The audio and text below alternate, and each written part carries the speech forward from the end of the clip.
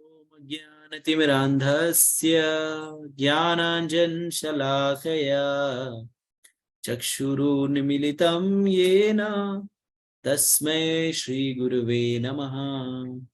श्रीचैतन्यमनोभीष्टं स्थापितं येन भूतले स्वयं रूपा कदा मह्यं ददाति स्वपदान्तिकम्।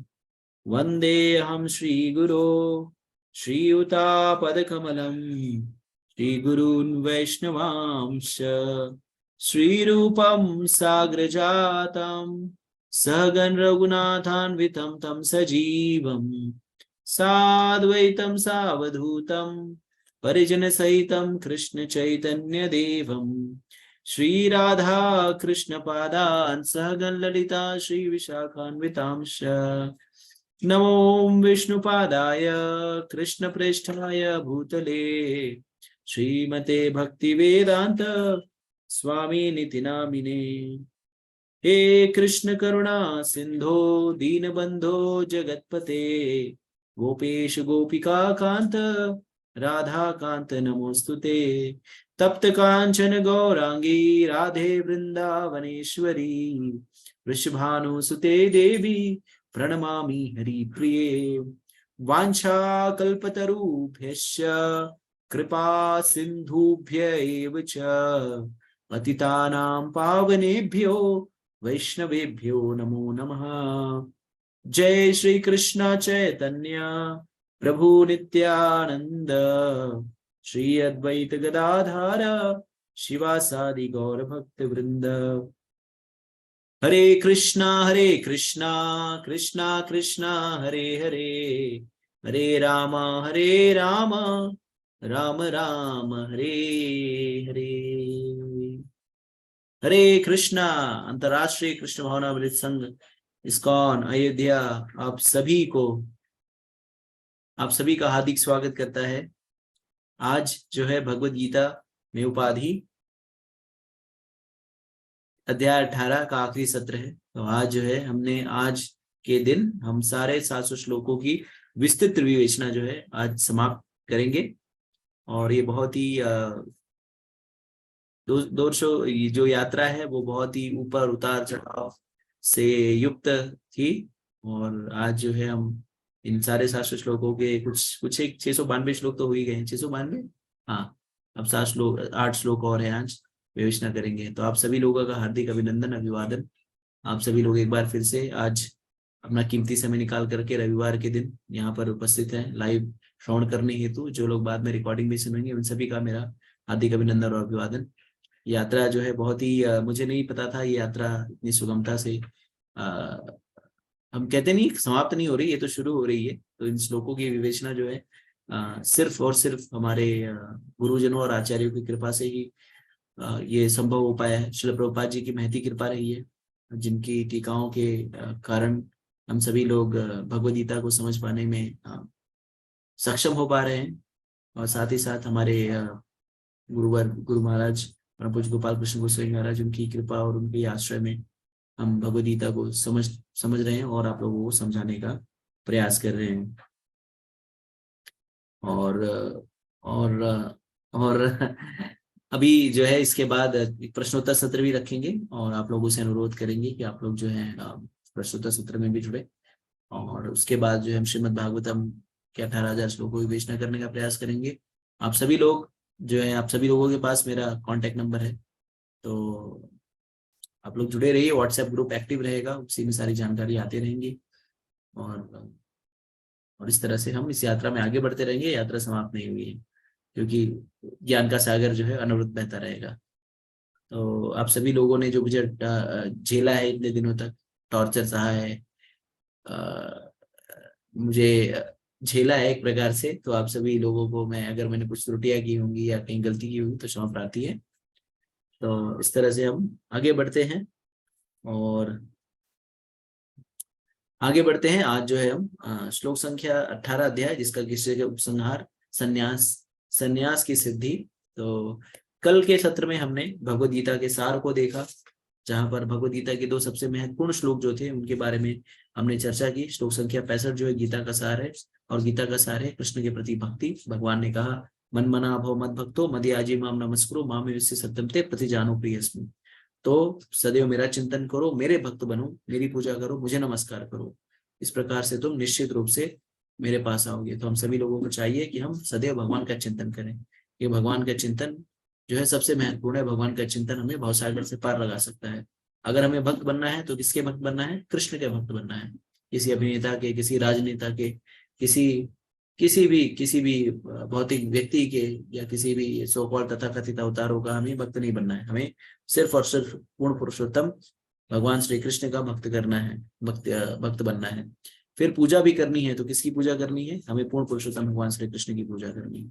कलयुग में भगवान की पूजा करने का जो मार्ग है वो है उनके पवित्र नामों का जप। हरे कृष्णा कृष्णा कृष्णा हरे हरे, हरे राम राम राम हरे हरे।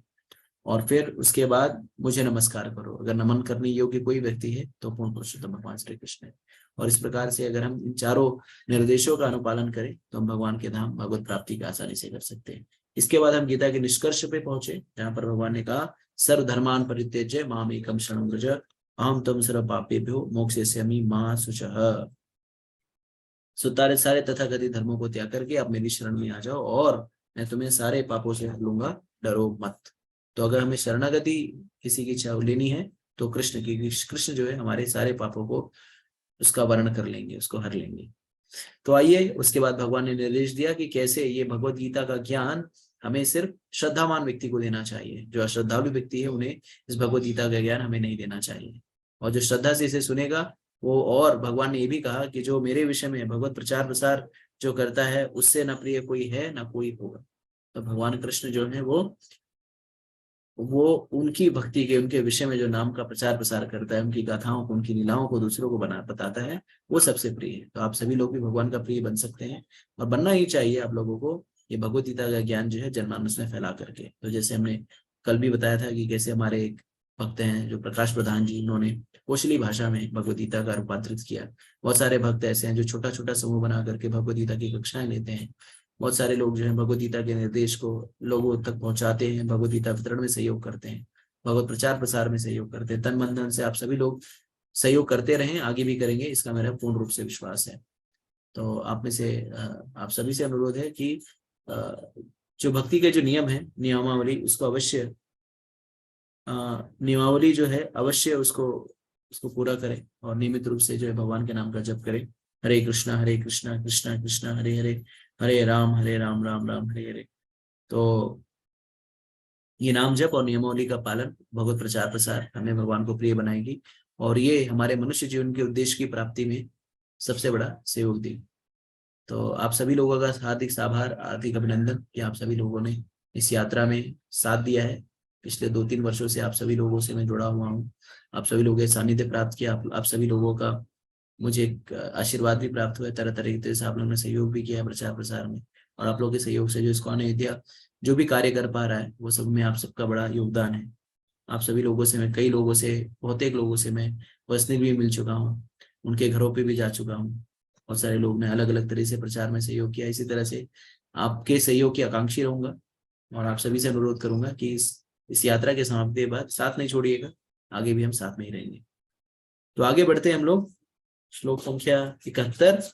और जब मैं स्क्रीन शेयर करूंगा आपसे अनुरोध है कि आप लोग बताइए कि आपको स्क्रीन दिखाई दे रहा है अथवा नहीं।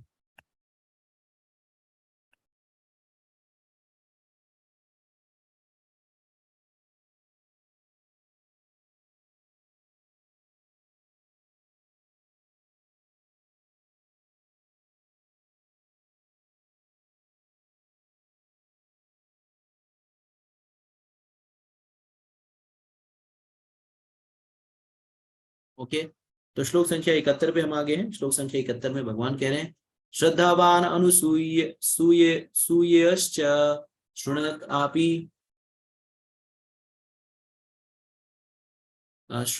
आपि यो नर स अपि मुक्त शुभान लोकान प्राप्युयत पुण्य कर्मणाम।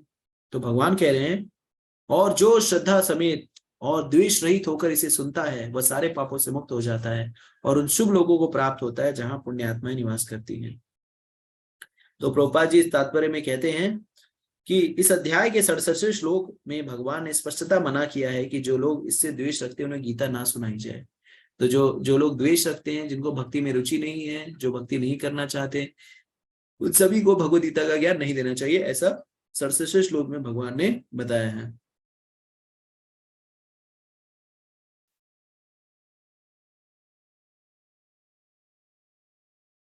भगवद गीता केवल भक्तों के लिए है, लेकिन ऐसा होता है कि कभी कभी भगवत भक्त आम कक्षा में प्रवचन करता है और उस कक्षा में सारे छात्रों के भक्त होने की अपेक्षा नहीं की जा सकती है। तो फिर ऐसे लोग खुली कक्षाएं क्यों चलाते हैं? यहाँ यह बताया गया है कि प्रत्येक व्यक्ति भक्त नहीं होता, फिर भी बहुत से ऐसे लोग हैं जो कृष्ण से द्वेष नहीं रखते, उन्हें कृष्ण पर परमेश्वर रूप में श्रद्धा रहती है। यदि ऐसे लोग भगवान के बारे में किसी प्रामाणिक भक्त से सुनते हैं तो अपने सभी पुण्यों से तुरंत मुक्त हो जाते हैं, पापों से तुरंत मुक्त हो जाते हैं, और ऐसे लोग को प्राप्त होते हैं जहां पुण्यात्माएं वास करती हैं।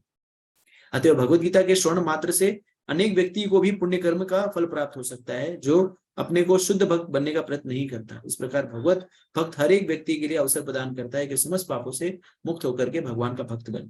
सामान्यतः जो लोग पापों से मुक्त हैं, जो पुण्यात्मा है, वे अत्यंत सरलता से कृष्ण भावनामृत को ग्रहण कर लेते हैं। यहाँ पर पुण्य कर्मणाम शब्द अत्यंत सार्थक है। यह वैदिक साहित्य में वर्णित अश्वमेध यज्ञ जैसे महान यज्ञ का सूचक है। जो भक्ति का आचरण करके करने वाले पुण्यात्मा है किंतु शुद्ध नहीं होते, और ध्रुव लोक को प्राप्त होते हैं जहाँ ध्रुव महाराज की अध्यक्षता है। वे भगवान के महान भक्त हैं और उनका अपना विशेष लोक है जो ध्रुव तारा है, ध्रुव लोक कहता है।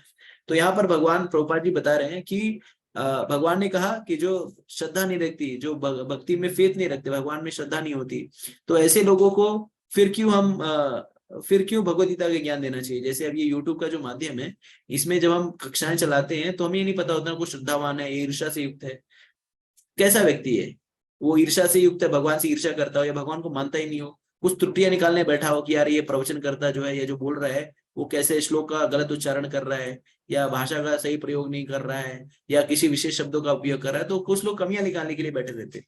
लेकिन प्रभुपाद जी यहाँ पे समझा रहे हैं, बता रहे हैं कि हमें ऐसे लोगों से चिंता करने की आवश्यकता नहीं है, ऐसे लोगों को चिंतित होने की आवश्यकता नहीं है, क्योंकि ऐसे कार्यक्रम जहां पर खुले मंच पर भगवद गीता का प्रवचन किया जाता है, अगर ऐसे भी लोग हैं, अगर भगवान के विषय में उनको श्रद्धा नहीं है, अगर भगवान के विषय में उनके कानों में अगर कुछ पड़े तो भी उनको लाभ होता है।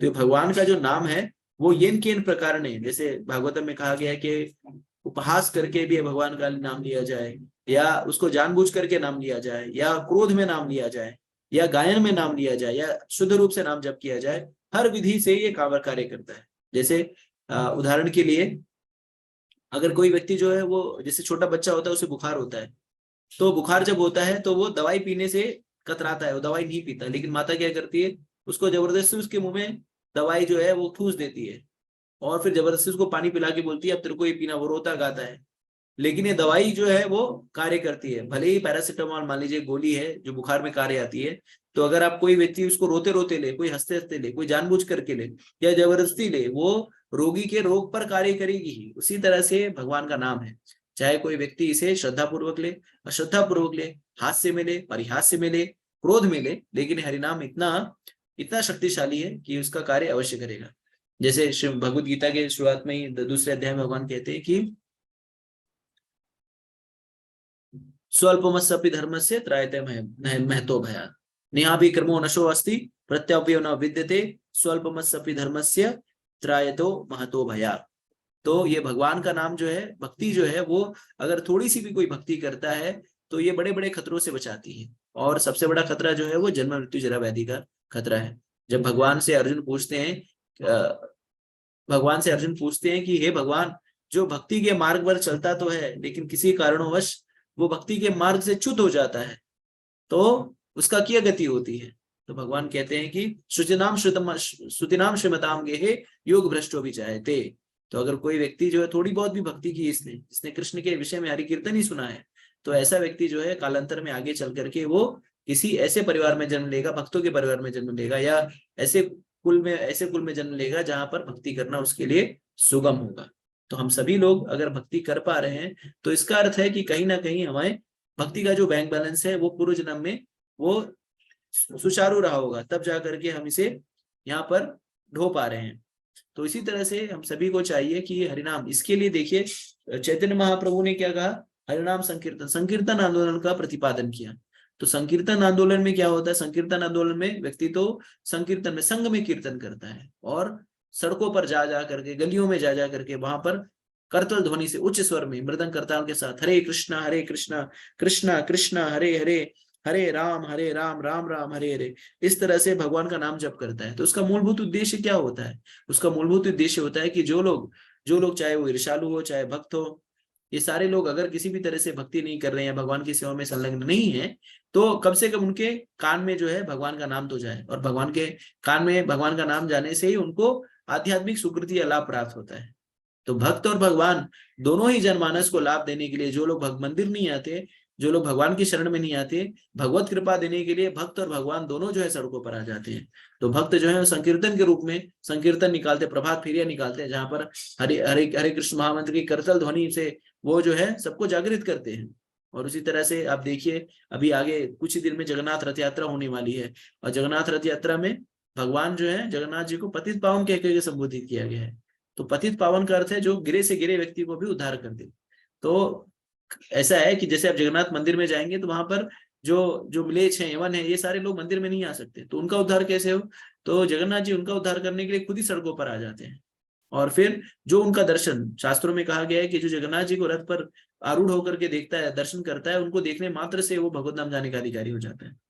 तो आप सोचिए कि भगवान जो है अपने जो भक्त मंदिर में प्रांगण में नहीं आ पा रहे, गर्भगृह में नहीं आ पा रहे, उनको दर्शन देने के लिए, उनका उद्धार करने के लिए सड़कों पर आ जाते हैं। तो ये भगवान और भक्त की अहितु की कृपा है। तो हमें चाहिए, तो ये सोचिए कि जो श्रद्धा नहीं होती, या जो जिसको तनिक भी श्रद्धा नहीं है भगवान के ऊपर है, या किसी भी कारण से उसके कान में हरिनाम चला जाता है, किसी भी कारण से उसको भगवान के विषय में कथा सुननाई दे देती है, भगवान का साक्षात दर्शन हो जाता है, साक्षात दर्शन, भगवान का दर्शन हो जाता है, तो वो कितना लाभान्वित हो जाता है। तो आप सोचिए कि जो व्यक्ति, आप लोग जैसे लोग जो कि श्रद्धा के साथ भगवान पे पूर्ण रूप से आपको श्रद्धा है, आप ये जानते हैं, मानते हैं कि कृष्ण पूर्ण पुरुषोत्तम भगवान है, और ये भगवत गीता जो भगवान की वाणी है, तो आप लोग श्रद्धा के साथ इसका श्रवण कर रहे हैं, साथ ही साथ द्वेष रहित होकर के, आपको कोई द्वेष नहीं, ईर्ष्या नहीं है, आपको यहाँ पे कमियां निकालने नहीं बैठे, यहाँ पर आप भगवत ज्ञान ग्रहण करने के लिए बैठे। तो ऐसी स्थिति में जब आप इस विषय को श्रवण कर रहे हैं, पिछले 2 वर्षों से या 3 वर्षों से आपने इस भगवत गीता को श्रवण किया है, तो ये मान करके चलिए, भगवान की गारंटी यहाँ पे दे रहे हैं कि आप जो है सारे पापों से मुक्त हो गए। ठीक है, और आपका शुभ लोगों को प्राप्त होना, उच्चतर लोगों को प्राप्त होना, ये एकदम ध्रुव है, इससे कोई रोक नहीं सकता। आपको उच्चतर लोग तो प्राप्त होगा ही, स्वर्ग कुछ नहीं होगा तो ध्रुव लोग तो पहुंच ही जाएंगे, जैसे श्रील प्रभुपाद जी कहते हैं। तो भगवत धाम अगर नहीं भी पहुंचे तो ध्रुव लोग तो पहुंच ही जाएंगे, इसमें कोई रंच मात्र का संदेह नहीं। और ये श्रवण, भगवत गीता के दिव्य ज्ञान श्रवण करने से आप सारे पापों से मुक्त हो गए, ये भी आप गांठ बांध करके रख लीजिए। तो आप सोचिए कि ये भक्ति कितनी इंपॉर्टेंट है। भगवत गीता ऐसे ही इसे जो है सारे वेदों का, शास्त्रों का सार नहीं कहा गया है, ये इतनी शक्तिशाली है इसका ये, और ये कोई और नहीं कह रहा है, ये भगवान स्वयं कह रहे हैं, कृष्ण स्वयं कह रहे हैं कि जो श्रद्धा समेत तथा द्वेष रहित होकर इस भगवत गीता के ज्ञान को सुनता है, वह सारे पापों से मुक्त हो जाता है। तो हम सभी लोग जो है अपने सारे पापों से मुक्त हो गए हैं, और हम सभी लोगों को शुभ लोक प्राप्त होगा। ठीक है, अगर आप लोगों को समझ में आ गया हो तो आप चैट बॉक्स में लिख करके बता सकते हैं। आगे बढ़ते हैं हम लोग श्लोक संख्या 72 पर। तो श्लोक संख्या 72 में भगवान कह रहे हैं, अब श्लोक संख्या 72 और 73 में, हाँ, अब प्रश्न कर रहे हैं श्लोक संख्या 72 में, भगवान कह रहे हैं, कश्चित एतत् श्रुतं पार्थ त्वया एक अग्रेण चेतसा कश्चित अज्ञान सम्मोह प्रणष्ट ते धनंजया। तो भगवान कह रहे हैं, हे प्रथापुत्र, हे धनंजय, क्या तुमने इस शास्त्र को एकाग्रचित होकर के सुना, और क्या आप तुम्हारा ज्ञान तथा मोह दूर हो गया। तो भगवान यहाँ पर प्रश्न चिन्ह कर रहे हैं और एक गुरु का काम कर रहे हैं। श्रील प्रभुपाद जी कह रहे हैं, भगवान अर्जुन के गुरु का काम कर रहे थे, अतएव यह उनका धर्म था कि अर्जुन से पूछते कि उसने पूरी भगवद्गीता सही ढंग से समझ ली है अथवा नहीं। यदि नहीं समझी है तो भगवान उसे फिर से इसी अंश विशेष या पूरी भगवद्गीता बताने को तैयार है। वस्तुतः जो भी व्यक्ति कृष्ण जैसे प्रामाणिक गुरु या उनके प्रतिनिधि से भगवद्गीता को सुनता है, उसका सारा ज्ञान दूर हो जाता है। भगवद्गीता कोई सामान्य ग्रंथ नहीं है जिसे किसी कवि या उपन्यासकार ने लिखा हो, इसे साक्षात भगवान ने कहा है। जो भाग्यशाली व्यक्ति इन उपदेशों को कृष्ण से या उनके किसी प्रामाणिक आध्यात्मिक प्रतिनिधि से सुनता है वो अवश्य मुक्त पुरुष बनकर अज्ञान के अंधकार को पार कर लेता है। तो हमें ये जान करके आश्चर्य नहीं होना चाहिए कि अगर हम इस भगवद गीता के ज्ञान को एकाग्रचित होकर के सुनते हैं तो क्या हो जाएगा, हम इस अज्ञान के अंधकार को पार कर लेंगे। तो यहाँ पर एज अ गुरु भगवान, देखिए यही होता है, कवि या उपन्यासकार होता है या जो जो प्रोफेशनल रिसाइटर होता है, जो जो जो धन लेकर के आपको शिक्षण देने आता है, उसको ये फर्क नहीं पड़ता कि आपको समझ में आया अथवा नहीं, वो चिंता नहीं करता। क्यों? उसका कार्य है क्लास देना और क्लास दे करके निकल जाना। उसको ये चिंता नहीं आपको समझ में आया, वो कभी नहीं पूछेगा हाँ ठीक है समझ में आया तो ठीक है, नहीं आया तो कोई बात नहीं। क्यों? उसको नौकरी 1 घंटे का जो है उसको मिल रहा है 1000 रुपए, या उसको पूरा प्रवचन करने का 20 लाख 25 लाख 50 लाख मिल रहा है। उसका कार्य है, वो आता है वर्कर की तरह काम करता है और निकल जाता है। लेकिन एक गुरु होने के कारण भगवान कोई प्रोफेशनल नहीं थे, पैसा लेकर के ज्ञान नहीं दे रहे थे, वो एक गुरु का कार्य कर रहे थे। और इस कारण से उन्होंने अर्जुन को पूछा कि अर्जुन तुमने इसको एकाग्रचित होकर के सुना क्या नहीं? अगर नहीं सुना है, नहीं समझ में आया तो उनको पूछो कहाँ पे आपको दिक्कत आ रही है, क्या प्रश्न है, क्या जिज्ञासा है, उसको पूछो, उस उत्कंठा को मैं शांत करना चाहूंगा। अगर आप देखिए जो हमारे वैदिक वांग्मय है, शास्त्र हैं, वो सब गुरु शिष्य परंपरा पर आधारित है और उसमें सिर्फ प्रश्न और उत्तर होते हैं। गुरु की तरह गुरु ज्ञान देता है और जो शिष्य है वो उस उत्तर को ग्रहण करके प्रश्न पूछता है। अब श्रीमद् भागवतम को देख ले, जिसको हम चर्चा करने वाले हैं, पढ़ने वाले हैं, श्रीमद् भागवतम को देख लिए, उसमें सुखदेव गोस्वामी परीक्षित महाराज के बीच में क्या चल रहा है? संवाद ही चल रहा है। वो प्रश्न पूछते हैं, उसका उत्तर देते हैं। तो इसी तरह से ये भगवद गीता का ज्ञान, अब मैं आपसे, आप लोगों से प्रश्न पूछता हूँ, आप लोग चैट बॉक्स में लिख करके बताइए कि हे यूट्यूब पर और लाइव देखने वाले और रिकॉर्डिंग देखने वाले भक्त जनों, आप लोगों ने ये भगवद गीता का ज्ञान एकाग्रचित होकर सुना है अथवा नहीं? मुझे तो यही लगता है कि कई लोग जो है क्या करते हैं, वो यूट्यूब सेशन चला देते हैं, बर्तन मांजते हैं, झाड़ू पोछा करते हैं, कोई खाना खा रहा होता है, कोई जो है काउच पे लेटा रहा होता है, कोई बच्चे संभाल रहा होता है, कोई जो ऑफिस का काम कर रहा होता है, या कोई कुछ नहीं कर रहा होता, चला के जो गार्डनिंग कर रहा होता है। तो इस तरह से जो है आजकल ये ऑनलाइन तरीके से सारी चीजें सुनी जाती है। तो मैं आपसे प्रश्न पूछ रहा हूँ, आप चैट बॉक्स में लिख करके बताइए कि आप लोगों ने एकाग्रचित होकर किसे सुना है कि नहीं? हाँ में, यस में उत्तर दीजिएगा। फिर दूसरा प्रश्न है कि क्या आप लोगों का ज्ञान तथा मोह दूर हो गया है या नहीं? इसका भी उत्तर आप चैट बॉक्स में लिख करके दीजिएगा। ठीक है, तो अर्जुन से अब ये प्रश्न पूछा है भगवान ने, और जैसा कि मैंने शुरुआत में भी कहा था कि ये भगवद गीता का ज्ञान आपको कब समझ में आएगा? जब आप अपने आप को ये समझेंगे कि आप अर्जुन हैं। तो अर्जुन से ये प्रश्न भगवान अर्जुन से नहीं, आप सभी से पूछ रहे हैं। तो आप इसका उत्तर चैट बॉक्स या कमेंट बॉक्स में लिख करके बताइए। अब इसके बाद हम देखते हैं कि अर्जुन क्या उत्तर देते हैं श्लोक संख्या 73 में। श्लोक संख्या 73 में भगवान कहते हैं, अर्जुन कहते हैं, अर्जुन उवाच नष्ट मोहा स्मृति लब्ध्वा तत्व प्रसादत मया अच्युता अच्युता स्थितो अस्मि गता संदेह करिष्ये वचनम तवा। तो अर्जुन ने कहा, हे कृष्ण, हे अच्युत, अब मेरा मोह दूर हो गया है। आपके अनुग्रह से मुझे मेरी स्मरण शक्ति वापस मिल गई है। अब मैं संशय रहित तथा दृढ़ हूँ और आपके आदेशानुसार कर्म करने के लिए उद्यत हूँ। तो यहाँ पर सबसे बड़ी बात है कि अब जो है भगवद गीता का ज्ञान सुनने के बाद क्या हो गया? हे कृष्ण, हे अच्युत। तो अगर आपको याद होगा तो शुरुआत में भी, भगवद गीता की शुरुआत में भी अर्जुन ने कृष्ण को अच्युत कह करके संबोधित किया था।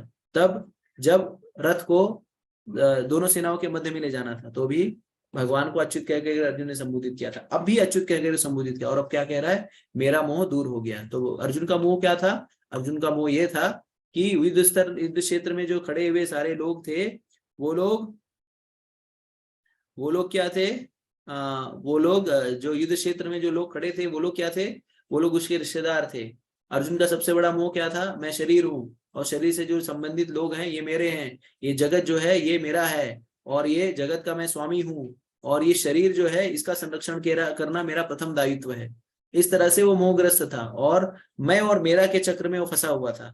लेकिन आप सभी लोगों को अगर विदित हो, याद हो, तो भगवान ने सर्वप्रथम अर्जुन को किस विषय में ज्ञान दिया? भगवान ने अर्जुन को कोई विषय पे सबसे महत्वपूर्ण जो ज्ञान दिया वो है आत्मा का ज्ञान। भगवान ने अर्जुन को उस रोग के जड़ पर जाकर के वार किया और उस ज्ञान को बताया। वो जो ज्ञान जान करके हम सारे लोगों का मोह और कष्ट दूर होगा। हम सारे लोग दुखी हैं, व्यथित हैं, कष्ट से परिपूर्ण हैं। क्यों? क्योंकि हम इस शरीर को अपना मानते हैं। लेकिन भगवद गीता को अगर हम देखें, भगवत गीता को केंद्र में रख करके हम चीजों को देखें, तो हम समझेंगे कि हम शरीर नहीं है, हम आत्मा है। और ये आत्मा, जब हम ये समझ जाएंगे वे शरीर नहीं आत्मा है, और किस तरह से आत्मा होने के कारण हमारा परमात्मा से क्या संबंध है, तो मूलभूत रूप से भगवत गीता में 5 विषय वस्तु के बारे में भगवान ने अर्जुन को समझाया। सबसे पहले बताया कि जीव कौन है, जीव यानी हमारी पहचान क्या, मैं कौन हूँ, हमें बताया कि हम आत्मा है।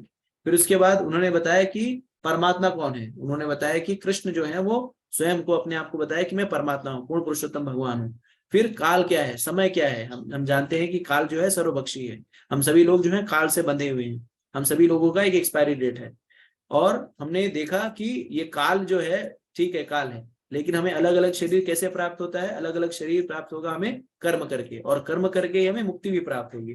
तो कर्म करेंगे तो बंधन भी हो सकता है, अलग अलग जन्म भी मिले, कर्मादयव नेत्रेण जंतु उपजायते, और कर्म करेंगे तो मुक्त भी हो जाएंगे। तो कौन सा कर्म हमें बंधन का कारण बनेगा, तो सकाम कर्म, तो जो हम अच्छी अपनी इच्छा से भोग करने के लिए जो कार्य करेंगे, जिसमें हमारा ये उद्देश्य रहेगा कि इसमें मैं मजा करूं, मैं आनंद प्राप्त करूं, तो ऐसे कर्म करेंगे तो ये बंधन का कारण बनेगा, और हम 84 लाख योनियों में अलग अलग शरीर प्राप्त करेंगे। लेकिन अगर हम कृष्ण को समर्पित कर कर कृष्ण के लिए और कृष्ण के निमित्त कार्य करेंगे, कृष्ण भावना भावित कर्म करेंगे, तो ये कर्म, ये कार्य जो है हमें मुक्ति का कारण बनेगा, हमें इस भवसागर से दूर ले जाएगा, इस जन्म मृत्यु जरा व्याधि के चक्र से बाहर निकाल के ले जाएगा। और फिर भगवान ने बताया भौतिक प्रकृति क्या है। तो इन 5 विषय वस्तु का ज्ञान पूर्ण रूप से भगवान ने अर्जुन को दिया, और अर्जुन का जो मोह था इन्हीं सारी विषय वस्तुओं के कारण था। भगवान ने इन 5 वस्तुओं का ज्ञान दे करके अर्जुन के पूरे मोह को दूर कर दिया, अर्जुन की वास्तविक स्थिति उसको बता दी, उसकी पहचान उसे बता दी कि वो शरीर नहीं है, आत्मा है, और वो भगवान का नित्य शाश्वत दास है। तो भगवत गीता मूलभूत रूप से हमें बताती है कि हम शरीर नहीं आत्मा है, हम भगवान के नित्य शाश्वत दास है। ठीक है, और ये भगवान का दास होने के कारण हमारे जीवन का उद्देश्य क्या होना चाहिए, भगवान की सेवा। और ये मनुष्य शरीर का उद्देश्य क्या है, इस मनुष्य शरीर का उद्देश्य भगवत प्राप्ति करना, और भगवान को शरणागत भगवत प्राप्ति कैसे होगी, जब हम भगवान की भक्ति करेंगे। भगवान की भक्ति हम कैसे करेंगे, भगवान के पवित्र नामों का जप करके, हरे कृष्णा कृष्णा कृष्णा हरे हरे, हरे राम राम राम हरे हरे। तो इस तरह से अर्जुन का मोह दूर हो गया। उसके बाद अब कह रहे हैं कि आपके अनुग्रह से मुझे मेरी स्मरण शक्ति वापस मिल गई है। तो हम सारे लोग जो है भगवान से अपने संबंध को भूल चुके थे, तो अर्जुन भी भगवान से अपने संबंध को भूल चुका था। वो अपने आप को इस शरीर से ही संलग्न कर रहा था। वो सोच रहा था कि मैं कुरुवंशी हूँ, मैं पांडव हूँ, मैं ये शरीर हूँ, और ये शरीर जो मेरे सगे संबंधी ये मेरे हैं, ये परिवार मेरा है, हस्तिनापुर मेरा है, ये पूरा ये जो सारा जो विषय वस्तु है मेरे लिए है। इसी तरह से हम भी अपनी स्मरण शक्ति के कारण अब बद्ध शरीर से अपने आप को संगलित करने लगते हैं। हम कहते हैं कि मैं हिंदू हूँ, मैं मुसलमान हूँ, मैं ईसाई हूँ, मैं सिख हूँ, फिर हम कहते हैं कि मैं भारतीय हूँ, मैं ऑस्ट्रेलियन हूँ, मैं इंग्लैंड का हूँ, मैं अमेरिका का हूँ, फिर हम कहते हैं मैं काला हूँ, मैं गोरा हूँ, मैं पीला हूँ, मैं हरा हूँ, नीला हूँ, मैं हिंदी भाषी हूँ, मराठी हूँ, मैं अंग्रेजी भाषी हूँ, तमिल हूँ, मैं तेलुगु हूँ, जाट हूँ, गुज्जर हूँ, यादव हूँ। इस तरह से अलग अलग उपाधियों को हमने धारण कर रखा है। लेकिन भगवद गीता को समझने के बाद हमें समझ में आता है कि हमारी कोई उपाधि नहीं, हमारी एक ही उपाधि है। क्या उपाधि है, कि हम भगवान के नित्य दास हैं। तो जैसे भागवत में कहा, सर्वपाधि विनिर्मुक्तम तत्परवर्ते न निर्मलम ऋषिके न ऋषिकेश सेवनम भक्ति रुच्यते। तो हम लोग क्या है, भगवान के नित्य शाश्वत दास हैं। चैतन्य महाप्रभु कहते हैं, ना मैं विप्रो, ना मैं ब्रह्मचारी, ना मैं गृहस्थ, ना मैं सन्यासी, ना मैं वानप्रस्थी, ना मैं क्षत्रिय, ना मैं ब्राह्मण, ना मैं वैश्य, ना मैं शूद्र। तो मैं क्या हूँ, मेरी आइडेंटिटी क्या है, गोपीर भरतुर पद कमले और दास दास दासानुदास। हमारी जो एकमात्र आइडेंटिटी है, हमारा एकमात्र जो हमारी जो एक पहचान है, वो है मैं भगवान के दास का दास हूँ। और जो इस विषय वस्तु को समझ लीजिए उसकी स्मरण शक्ति वापस आ गई। और जो अपने आप को भगवान के दास का दास नहीं समझता, वो समझ लो अभी वो उसकी स्मृति आई नहीं, उसकी याददाश्त खो गई है। उसके बाद भगवान कहते हैं, अर्जुन कहते हैं, अब मैं संशय रहित तथा दृढ़ हूँ और आपके आदेशानुसार कर्म करने के लिए उद्यत हूँ। तो संशय रहित, बिना संशय क्यों दूर हो गया, क्योंकि अर्जुन को समझ में आ गया कि जो उसको सारथी, उसका जो रथ चला रहे हैं वो कौन है, वो पूर्ण पुरुषोत्तम भगवान है। भगवान ने अपने विश्व रूप को दिखाया, अपने ऐश्वर्य को बताया कि पानी का स्वाद मैं हूँ, सूर्य की अग्नि में हूँ, सूर्य और चंद्रमा का प्रकाश में हूँ, और पेट में जो जठरग्नि है वो मैं हूँ, और सारी विभूतियां ये चराचर माउंटेन हिमालय में हूँ, सुमेरु में हूँ, सिंह में हूँ, नीति में हूँ। तो भगवान ने अपने ऐश्वर्य के विभूतियों के बारे में बताया। और जब इतनी सारी विभूति और ऐश्वर्य जब अब भगवान का अर्जुन ने देखा, उसके बाद अर्जुन ने क्या कहा, उसका मोह दूर हो गया। क्या कहा उसने, परम ब्रह्मा परम धामम पवित्रम परमम भवम पुरुषम शाश्वतम देवम देवी आदि विभुम अवस्तो ऋषि सर्वे देवर्षि नारद तथा अस्तु देवलो व्यास स्वयं च ब्रवीषि में। तो हे परम ब्रह्मा परम धामम पवित्रम परमम भवम, तो जान गया कि कृष्ण जो है पूर्ण पुरुषोत्तम भगवान है। और भगवान ने गारंटी भी दी कि कौनते अप्रतिजाना ही नामे भक्ता प्रणश्यति योगक्षेम महामयम अन्याश्चिंतयन्तो माम ये जना परिउपासते तेषां नित्यभिक्तानां योगक्षेम महामयम। जो मेरे अनन्य भाव से भक्ति करता है, उसके पास जो नहीं होता मैं उसको पहुंचाता हूँ, जो होता है उसका संरक्षण करता हूँ। और हे कुंती पुत्र, ये भी जान लो कि मेरे भक्तों का कभी नाश नहीं होता। इन सारे जब अश्योरेंस या हम कह सकते हैं इन सारी चीजों को जब अर्जुन ने सुना समझा जाना, तो समझ गया कि अब सिर्फ और सिर्फ उसे भगवान के निर्देशों का पालन करना चाहिए। और अपने वो क्षत्रिय होने के कारण वो अपने पथ से अपने कार्यों से वो विमुख हो रहा था, लेकिन अब उसके अंदर दृढ़ता आ गई थी कि नहीं, अब दृढ़ होकर के भगवान, अब जैसे हम कहते नहीं है कि किसने उनको गारंटी दी, किसने, कृष्ण ने गारंटी दी, कृष्णा मारे राखे के राखे कृष्णा मारे के। तो कृष्ण ने उनको गारंटी दी और इस गारंटी को लेकर के अब वो दृढ़ होकर के अब भगवान के आदेश अनुसार कर्म करने के लिए उद्यत है कि अब भगवान आप जैसा बोलोगे मैं वैसा करूंगा। तो हम सभी लोगों को भगवान के द्वारा दिए गए निर्देश का जैसा बोला है वैसा करने के लिए दृढ़ हो जाना चाहिए, क्योंकि ये सारी चीजें जो हमने भी सुन रखी है। तो भगवान हमें क्या निर्देश दे रहे हैं, भगवान हमें कह रहे हैं मन मना भव मद भक्तो मदयाजी माम नमस्कुरु मामेवस्य सत्यम ते प्रति जानो प्रियस्मि। तो मेरे भक्त बनो, मेरे नमस्कार करो, मेरी पूजा करो और मेरी शरण में आओ। और अगर तुम मेरी शरण में आओगे तो सर्वधर्मान परित्यज्य मामेकम शरणं व्रज अहम त्वं सर्व पापेभ्यो मोक्षयिष्यामि मा शुचः। तो मेरी शरण में आओगे तो मैं तुम्हारे सारे पापों को मुक्त कर दूंगा और तुम्हें मोक्ष भी प्रदान करूंगा। तो हमें क्या करना है, हमें सिर्फ उनके निर्देशों का पालन करना है और उनकी भक्ति और पूजा करने की जो कलयुग में विधि है, कलयुग जो है वो कलयुग केवल नामाधारा सुमिर सुमिर नर उतरे पारा। तो कलयुग जो है वो उसमें भगवान का नाम है। सुखदेव गोस्वामी कहते कलेर दोष निंदराजन अस्ति हो को मान गुण कीर्तनादेव कृष्ण से मुक्त संग परम व्रजेत। तो कलयुग में मुक्त होने का जो मार्ग है वो कृष्ण का कीर्तन है, संकीर्तन। कृष्ण वर्णम तुषा कृष्णम सांगोपांगस्य पार्षदम यज्ञ संकीर्तन प्राय सजंती यजंती ही सुमेधसा। तो यज्ञ संकीर्तन ये क्या प्रावधान है। हरे कृष्णा कृष्णा कृष्णा हरे हरे हरे राम राम राम हरे हरे। तो हमें जो है हमें कुछ छोड़ने की आवश्यकता नहीं है। भक्ति जो है जोड़ने की विषय वस्तु है, हमें जीवन में कृष्ण को जोड़ना है। और अगर हम कृष्ण को जीवन में जोड़ लेंगे तो हम जो है सारे कार्य करते हुए भी किसी कार्य के कर्मफल के बंधन में नहीं बंधेंगे। भगवान का आदेश है कि मेरी शरण में आओ और मुक्ति को प्राप्त करो। तो हम सभी लोगों को भगवान की शरण लेने के लिए उद्यत होना चाहिए, प्रयासरत होना चाहिए। और भगवान कृष्ण की शरण लेंगे तो हम मुक्त अवश्य हो जाएंगे। तो अगर आप लोग को समझ में आ गया हो तो चैट बॉक्स में लिख करके बता सकते हैं। हरे कृष्णा। इसके बाद श्लोक संख्या 74 में अब संजय जो है अपना अनुभव प्रस्तुत कर रहे हैं। अब संजय वाच श्लोक संख्या 74 में संजय कह रहे हैं संजय के साक्षात्कार। अब संजय को क्या साक्षात्कार हुआ, जैसा कि हमें याद होगा कि संजय जो है वो किसके सेक्रेटरी हैं, संजय जो है धृतराष्ट्र के सेक्रेटरी हैं। और व्यासदेव जी की कृपा से, उनके गुरु की कृपा से उनको दिव्य दृष्टि मिली और दिव्य दृष्टि से उन्होंने क्या किया, इस सारे विषय वस्तु का जो भी कुरुक्षेत्र के युद्ध स्थल में जो भी घटित हो रहा था उन सारे विषय वस्तु का उन्होंने सजीव प्रसारण किया। इसके लिए सजीव प्रसारण करके इस राष्ट्र को सब कुछ बताया कि वहां पे क्या घटित हो रहा है। और ये सब देखने के बाद अब संजय जो है अपना मंतव्य प्रस्तुत कर रहे हैं, अब अपनी कमेंट्री दे रहे हैं, उनको क्या समझ में आया। तो भगवान कह रहे हैं, संजय कह रहे हैं संजय उवाच इति हम वासुदेवस्य पार्थस्य च महात्मनः संवादम इमम आशोषम अद्भुतम रोमहर्षणम। तो कह रहे हैं संजय ने कहा, इस प्रकार मैंने कृष्ण तथा अर्जुन इन दोनों महापुरुषों की वार्ता सुनी और यह संदेश इतना अद्भुत है कि मेरे शरीर में रोमांच उठ खड़ा हुआ है। तो आप देखिए ये इतना रोमांचकारी है, अब मुझे भी रोमांच हो रहा है। एक्चुअली मेरे भी जो है रोम हर्षण, जो यहाँ पे कहा है रोम हर्षण, मेरे भी रोंगटे खड़े हो रहे हैं। आप पता नहीं आप लोगों के खड़े हो रहे हैं कि नहीं, लेकिन मेरे दो रोंगटे खड़े हो रहे हैं। तो इसमें भगवान ने कहा, संजय कह रहे हैं कि इस प्रकार मैंने कृष्ण तथा अर्जुन के दोनों महापुरुषों की वार्ता सुनी। तो ये जो वार्ता थी, ये जो डिस्कशन था, ये दोनों महापुरुषों में था। महान व्यक्तित्व हैं ये दोनों, ये कोई सामान्य व्यक्तित्व नहीं है। ये कृष्ण और अर्जुन जो है नर नारायण है।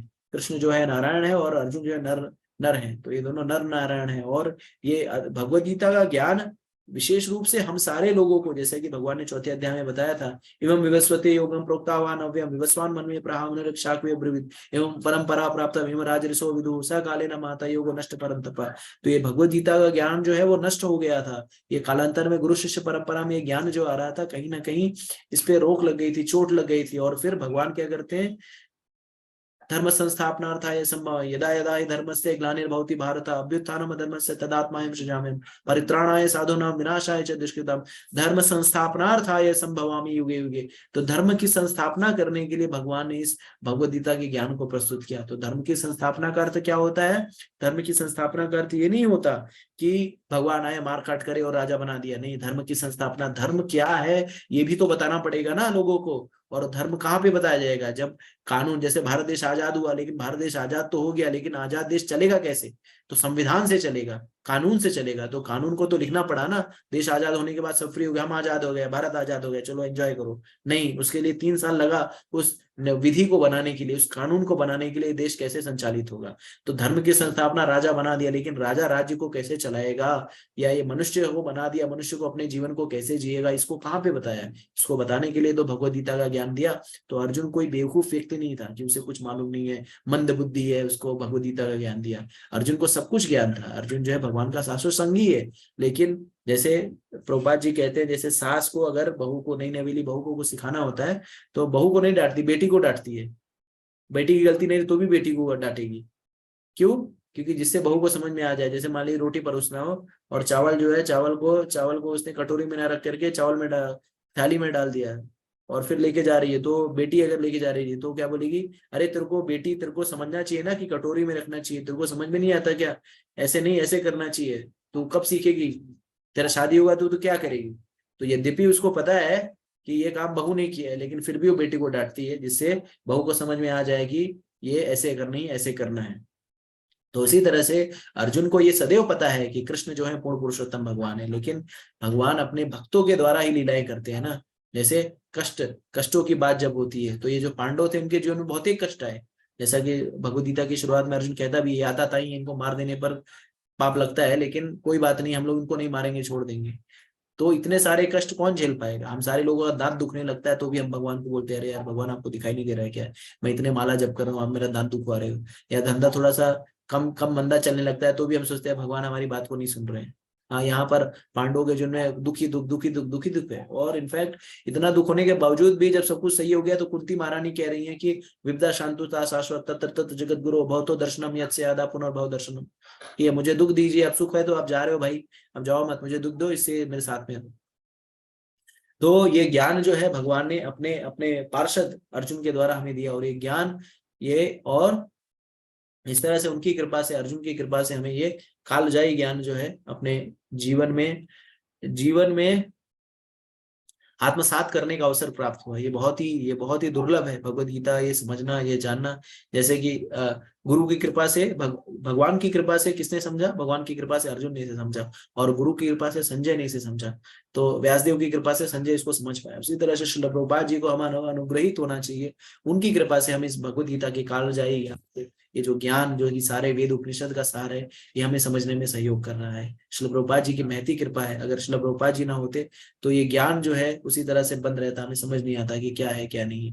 लेकिन श्रील प्रभुपाद जी महती कृपा है, हमारे गुरुओं की महती कृपा है कि उन्होंने इस भगवद गीता, जो कि एक गुह्य विषय वस्तु हुआ करता था, उसे जनमानस को इतनी सरलता से पहुंचा दिया। हम सभी लोग आज जो है भगवद गीता को पढ़ पा रहे हैं, समझ पा रहे हैं। इसमें पूर्ण रूप से अगर किसी का योगदान है तो श्रीमद ऐसी भक्ति वेदांत स्वामी श्रील प्रभुपाद जी के ही कृपा जो है, उसी की कृपा के कारण जो है हम इस भगवद गीता को समझ पा रहे हैं।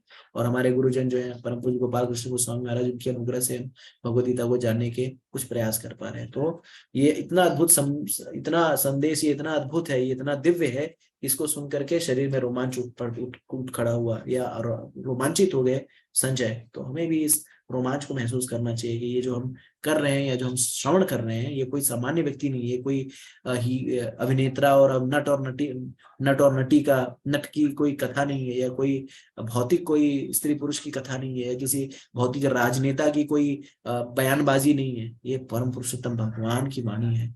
और ये राजनेता, ये अभिनेता, ये अभिनेत्री, ये सारे लोग, ये जो लोग हैं आते जाते रहेंगे, कितने सारे आए, कितने सारे चले गए।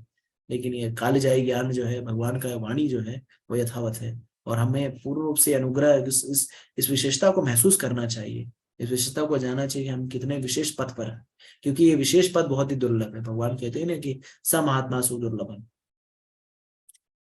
भवनान जन्म मानते ज्ञान मान माम प्रपद्यते वासुदेव सर्वमिति स महात्मा सुदुर्लभ। तो वैसे तो बहुत सारे लोग आत्म साक्षात्कार के लिए प्रयत्नशील होते हैं, लेकिन उनमें से कुछ ही लोग जो है आत्म साक्षात्कार कर पाते हैं या भगवत प्राप्ति कर पाते हैं या भगवान के विषय में जान पाते हैं। तो आप सभी लोग उस सुमहात्मा सुदुर्लभ है आप लोग। आप जाएंगे, आप देश के कोने कोने, देश विदेश के कोने कोने में आप लोग बैठे हुए हैं, लेकिन आप लोग जो है एक एक हीरे हैं। आप में से मैं बहुतेज से तो नहीं मिल पाया हूँ, लेकिन जिन लोगों से मिला हूँ मुझे बहुत ही सुखद अनुभव हुआ है। आप सभी लोगों की दिनचर्या को देख करके, आप में से बहुत सारे लोग सुबह ब्रह्म मुहूर्त में उठ करके जप करते हैं, 16 माला जप करते हैं, कई लोग 25 माला जप करते हैं। कोई भक्त जो है उमा अग्रवाल माता जी जो है बैंगलोर से हैं, उनकी उनकी तबीयत जो है बहुत खराब रहती है, उनको जो है बहुत उनको मेडिकल बहुत इश्यूज है, लेकिन वो प्रतिदिन जो है वो मुझे मैसेज भेजती हैं कि उन्होंने आज 25 माला जप कर लिया। जैसे मीरा जालाल माता जी कोलकाता से, वो भी रोज मुझे स्टेटस अपडेट देती है। मैं तो सबको कहता हूँ, लेकिन कुछ लोग शुरू करते हैं फिर बंद कर देते हैं। एक्चुअली मेरी भी थोड़ी गलती है कि मैं लोगों से फॉलो अप नहीं कर पाता, इसमें मैं थोड़ा सा कच्चा हूँ। आप सभी लोगों से बात करने की इच्छा होती है, लेकिन मेरे अंदर फॉलो अप जो है, क्योंकि व्यस्तता इतनी होती है कि फॉलो अप करना थोड़ा सा चाहता हूँ, शुरू में मैं प्रयास भी करता हूँ, लेकिन फिर कहीं ना कहीं वो जाकर के व्यस्तताओं के कारण मैं बात नहीं कर पाता।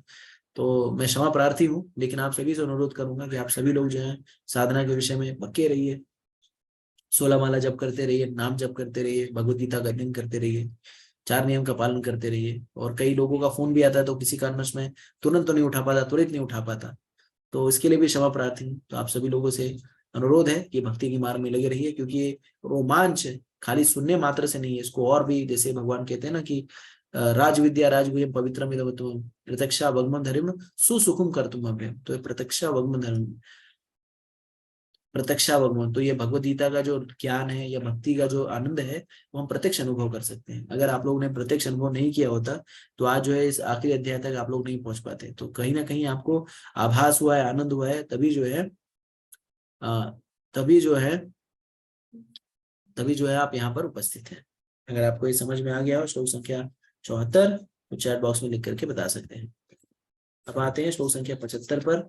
श्लोक संख्या 75 में भगवान कह रहे हैं, संजय कह रहे हैं, व्यास प्रसाद श्रुतावान एतद् गुह्यम अहम परम योगम योग ईश्वरता कृष्णा साक्षात कथयता स्वयं। तो संजय जी कह रहे हैं, व्यास की कृपा से मैंने ये परम गुह्य बातें साक्षात योगेश्वर कृष्ण के मुख से अर्जुन के प्रति कही जाती हुई सुनी। तो हमें समझना होगा कि आध्यात्मिक ज्ञान ग्रहण करने के लिए, आध्यात्मिक चेतना में आध्यात्मिक उन्नति करने के लिए जो सबसे महत्वपूर्ण विषय वस्तु है वो है गुरु का धारण करना। तो आध्यात्मिक ज्ञान जो है गुरु के संरक्षण में ही आप प्राप्त कर सकते हैं। और भगवान ने अपने, जैसे भगवद गीता में भगवान कहते हैं, यद्यदार्चति श्रेष्ठ तत्तयो जना स यत् प्रमाम कुरुते लोकस्तदनुवर्तते। तो जैसे जैसे आचार्यगण कहते हैं या महान लोग व्यक्तित्व करते हैं, उसी तरह से सामान्य जनता जो है उसका अनुपालन करती है, उसको उसको पालन करती है, उससे उसको उस तरह से उसका अनुपालन करती है। तो इसलिए भगवान ने क्या किया, भगवान जो है वो, भगवान कहते हैं भगवद गीता, वेदेश सर्वेर अहमेर वेद्यो वेदांतकृत विदेव च, हम सारे वेदों का संकलन करता मैं हूँ, और मैं ही जो है इस सारे वेदों को मैंने ही इसका संकलन करता किया। और इसको, और इस सारे वेदों को समझने का, पढ़ने का क्या अर्थ है, सारे वेदों को पढ़ने का अर्थ है कि ये जानना कि कृष्ण ही पूर्ण पुरुषोत्तम भगवान। तो ये जानना सबसे महत्वपूर्ण है, लेकिन लोग जो है इस चीज को नहीं समझना चाहते। और ये चीज समझ में कब आएगी, ये चीज समझ में आएगी और इसका कारण से, लेकिन इतना सब होने के बावजूद कृष्ण जो है वो जाते हैं, सांदीपनी मुनि को गुरु के रूप में धारण करते हैं। सांदीपनी मुनि यद्यपि समझते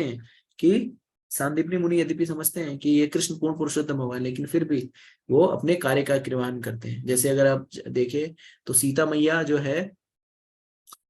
जब गंगा पार करके जाती हैं, तो गंगा पार करने से पहले वांचल आगे करके गंगा जी से प्रार्थना करती है, गंगा जी मैं यहाँ से जा तो रही हूँ, मुझे मतलब 12 वर्ष का वनवास मिला है, लेकिन मेरी ये आपसे अनुग्रह है, कृपा है कि हे गंगा मैया, मुझे और मेरे पति और लक्ष्मण को सकुशल मैं वापस आऊं, और ये मेरी आपसे प्रार्थना है, मुझे ये आशीर्वाद दीजिए।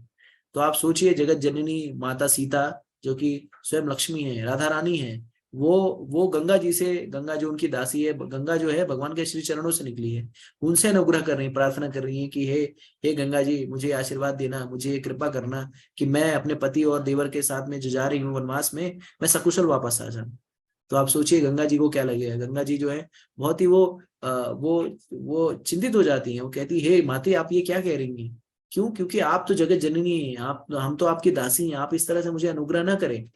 क्यों? आपको, आप ही सब कुछ के नियंत्रक हैं, आपकी आपकी इच्छा से तो पूरी सृष्टि का निर्माण हो सकता है, आप मुझसे क्यों अनुग्रह कर रही हैं? लेकिन फिर वो सोचती हैं कि ये सेवा है, मतलब भगवान का, माता जो है मुझे सेवा दे रही है। वो मनी मन वो कहती है ठीक है, सेवा दे रहे हैं, तो फिर उनको आशीर्वाद देती है, तो सेवा के रूप में। तो हमें समझना होगा इसी तरह से सांदीपनि मुनि भी जो सेवा के रूप में भगवान को शिक्षण देते हैं। तो अब ये आध्यात्मिक ज्ञान हम सारे लोगों ने बहुत प्रयास किया होगा भगवत गीता को समझने का। तब शुरुआत में हमने 1-2 पन्ना पढ़ा होगा, 10 पन्ना पढ़ा होगा, लेकिन अंतोदगता उसे छोड़ दिया होगा क्योंकि हमें समझ नहीं आया होगा। लेकिन जब से हमने श्रील प्रभुपाद जी के सानिध्य में, उनकी टीकाओं के अंतर्गत जब इस भगवत गीता के गुह्य ज्ञान को समझने का प्रयास किया, तब जाकर के भगवत गीता जो है बहुत ही साफ तरीके से हमें समझ में आ रही है। भगवान भी गुरु धारण करने के विषय में हमें निर्देश देते हैं। 4थे अध्याय में भगवान कहते हैं कि तद विधि प्रणिपातेन परिप्रश्नेन सेवया उपदेशयन्ति ते ज्ञानम ज्ञानिनस् तत्वदर्शिना। तो ज्ञानिनस् तत्वदर्शिना, तो तद विधि प्रणिपातेन परिप्रश्नेन सेवया, तो हमें शरणागत होकर के गुरु की कृपा से हमें प्रश्न पूछना चाहिए, और वो ऐसा प्रश्न जो हमें आध्यात्मिक उत्थान में सहयोग करे। तो इसी तरह से गुरु की कृपा से, व्यास देव की कृपा से ये भगवद गीता का गुह्य ज्ञान जो है संजय को समझ में आया। इसी तरह से अगर हम प्रामाणिक गुरु के शरण में रहें, शरणागत होकर के इस भगवत गीता के ज्ञान को समझने का प्रयास करें, चैलेंजिंग मूड में नहीं। जैसे कई लोग जो है चैलेंज करने आते हैं, अरे इस वक्ता को ज्यादा समझ में आता है क्या, नहीं, इसको क्या ज्ञान है, और ऐसे उटपटांग सवाल करते हैं जिसका इस भगवत गीता के परिप्रेक्ष्य से कोई लेना देना नहीं होता। और वो कुछ, तो ऐसे लोग कभी इस आध्यात्मिक ज्ञान को नहीं प्राप्त कर पाएंगे। आध्यात्मिक ज्ञान को प्राप्त करने के जो सबसे सबसे महत्वपूर्ण कड़ी है वो है विनम्रता। विनम्रता से आप जो है ज्ञान ग्रहण कर पाएंगे। तो इस भगवत गीता को ज्ञान को ग्रहण करने के लिए हमें प्रामाणिक गुरु के शरण में जाकर के हमें ज्ञान ग्रहण करना चाहिए। हम क्या करते हैं, लोग क्या करते हैं, ऐसे व्यावसायिक लोग होते हैं जिनका धन उपार्जन करना गीता के ज्ञान के द्वारा, भागवतम के ज्ञान के द्वारा धन उपार्जन करना उनका उद्देश्य होता है। तो ऐसे लोगों से आप कितना भी ज्ञान करें, आपको आपका कोई चरित्र निर्माण होगा, ना आपके जीवन में कोई बदलाव होगा। क्यों? क्योंकि ऐसे लोग आपको किसी प्रकार के नियम कानून में नहीं बांधते, क्योंकि इनका उद्देश्य एक ही होता है कि आप किसी तरह से उनको धन दें। तो आप उनको पूछेंगे, मैं बाबा ये करता हूँ, या मैं ये करता हूँ, महाराज जी हाँ ठीक है कोई बात नहीं, आप करते रहिए, कोई दिक्कत नहीं है। और ये सब जो है मन की बातें हैं, मन से भगवान तो जनार्दन जो है भाव रही, आप जो भी करिए। आप उनको उनको आपके आध्यात्मिक उत्थान से कोई नहीं देना, नहीं उनको आपके धन से नहीं देना है। तो आपको कोई नियम नहीं बताएंगे, उनको आपको ये भी नहीं बोलेंगे किसकी पूजा करनी है, वो आपको घुमाते रहेंगे, ये करो वो करो, कभी आपको जो है वो मुक्ति के मार्ग पर ले नहीं जाएंगे। क्यों नहीं ले जाएंगे? उनको खुद ही पता नहीं मुक्ति का मार्ग क्या है। क्यों? क्योंकि वो भगवत गीता या शास्त्रों का प्रवचन करने से उनकी जीविकोपार्जन, उसका जीवन चलता है, उनका तो वो व्यवसाय है। तो जो व्यवसायी लोग होते हैं वो कभी भी आपको आध्यात्मिक उत्थान के लिए प्रयासरत नहीं करेंगे, आपको रोकेंगे टोकेंगे नहीं। लेकिन श्री प्रभुपाद जी की महती कृपा से हम सभी लोग जो है जानते हैं कि भक्ति करने के लिए हमें नियम और कानून का पालन करना पड़ेगा। और भक्ति करने की जो कलयुग में विधि है वो भगवान के नाम का जप, हरे कृष्णा कृष्णा कृष्णा हरे हरे, हरे राम राम राम हरे हरे। तो इस तरह से भगवद गीता का ज्ञान जो है वो गुह्य ज्ञान है, और प्रामाणिक गुरु परंपरा के अंतर्गत ही जब ले तो ठीक है, अगर इधर उधर से लेंगे तो ज्ञान का अर्थ का अनर्थ बना देंगे। आपको जो समझना है वो नहीं समझाएंगे, बाकी सारा कुछ समझा देंगे। और जैसे कि इंग्लिश में एक कहावत है कि if you can not convince anyone, confuse him. तो अगर किसी को आप कन्विंस नहीं कर पा रहे हैं तो उसको कंफ्यूज कर दो, तो बता देंगे ये कर लो वो कर लो, ऐसा कर लो वैसा कर लो, दुनियादारी बता देंगे, जिससे आप उसमें ही कंफ्यूज हो जाएंगे। लेकिन भगवत गीता में जो नॉलेज दी गई बहुत ही स्पष्ट और सुस्पष्ट, और क्या कहते हैं एकदम क्लियर है, क्रिस्टल क्लियर है हम कह सकते हैं। भगवान ने सिर्फ 2 ही निर्देश जो है सबसे महत्वपूर्ण है कि मन मेरे भक्त बनो, मुझे नमस्कार करो, मेरी भक्ति करो, और मेरी शरण में आओ। और जब तुम मेरी शरण में आओगे तो मैं तुम्हारे सारे पापों को हर लूंगा, और तुम्हें मैं पापों से मुक्त कर दूंगा, और तुम्हें मुक्ति भी प्रदान करूंगा। तो बस इतना सा इंस्ट्रक्शन है। और इसे पालन करने के लिए, भक्ति करने के लिए कलयुग का जो विधान है वह भगवान के नाम का जप, हरे कृष्णा कृष्णा कृष्णा हरे हरे, हरे राम राम राम हरे। तो हमें बस यही करना है, और इतना करने मात्र से हमें सब सिद्धि जो है प्राप्त हो सकती है, हमें जो सारी विषय वस्तुएं जो है वो प्राप्त हो सकती है। अगर स्पष्ट हो गया श्लोक संख्या 75 तो आप लोग चैट बॉक्स में, कमेंट बॉक्स में लिख करके बता सकते हैं। अब श्लोक संख्या 76 में संजय कह रहे हैं, राजन संस्मृत्या संस्मृत्या संवादमिमम् अद्भुतम केशव अर्जुनयो पुण्यम हश्यामि च मुहुर्मुहुः। हे राजन, जब मैं कृष्ण तथा अर्जुन के मध्य हुई इस आश्चर्यजनक तथा पवित्र वार्ता का बारंबार स्मरण करता हूँ तो प्रतिक्षण आह्लाद से गदगद हो उठता हूँ। तो आप सोचिए कि किस चेतना में संजय जो है इसको श्रवण कर रहे हैं कि जब मैं कृष्ण तथा अर्जुन के मध्य, आश्चर्यजनक बात है, क्योंकि ये जो ज्ञान, आप सोचिए कि युद्ध क्षेत्र में जो है, युद्ध क्षेत्र में कोई विश्वास नहीं कर सकता अगर कोई कहे कि ये इंटेलिजेंट बातें, ये जो इतनी इंटेलिजेंट या बुद्धिमत्तापूर्ण बातें हुई है वो कहाँ पे हुई है? युद्ध क्षेत्र में, लड़ाई के मैदान में हुई है। तो सब लोग आश्चर्यचकित हो जाएंगे, ऐसा कैसे कोई बात कर सकता है लड़ाई के मैदान में, क्योंकि हमें मार काट कैसे बचना है। आप सोचेंगे कि अर्जुन और कृष्ण जो है क्या रणनीति बना रहे होते होंगे कि कैसे जो है बचना है, कैसे युद्ध जीतना है, कैसे किसी के ऊपर वार करना है, इत्यादि इत्यादि। लेकिन यहाँ पे जो है ऐसी बातें, ऐसी चर्चा हो रही है जो सारे मनुष्य जीवन को, मनुष्य योनि को ये बता रही है कि कैसे जीवन जीना है या मनुष्य जीवन का उद्देश्य क्या है। इतनी महत्वपूर्ण बातें जो है युद्ध क्षेत्र में हुई है, आप सोचिए। तो अर्जुन और कृष्ण के मध्य हुई आश्चर्यजनक बातें, और इस वार्तालाप को वो कभी भूल नहीं पा रहे हैं। बार बार जितनी बार स्मरण करते हैं उतनी उतनी प्रकार जो है आनंद होता है। तो हम सभी लोगों को भगवत गीता जो है सिर्फ पुस्तक के रूप में नहीं, इसे निरंतर हमें पठन करना चाहिए, इसे निरंतर हमें स्मरण करना चाहिए, इसके श्लोकों का वाचन करना चाहिए। इसी के लिए देखिए हम लोग जो है भगवत गीता उपाधि के समाप्ति के बाद भगवत गीता दक्ष भी करते हैं।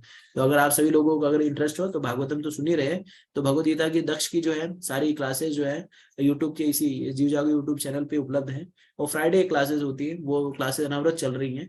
तो अगर आप चाहें तो फ्राइडे के दिन कम से कम भगवत गीता की एक श्लोक, फिर भगवत गीता दक्ष में हम एक ही श्लोक की विवेचना करते हैं, तो आप उन सत्रों को सुन सकते हैं। उसकी सब प्ले लिस्ट में आप जाएंगे गीता में दक्ष, तो उसमें आप सुन सकते हैं।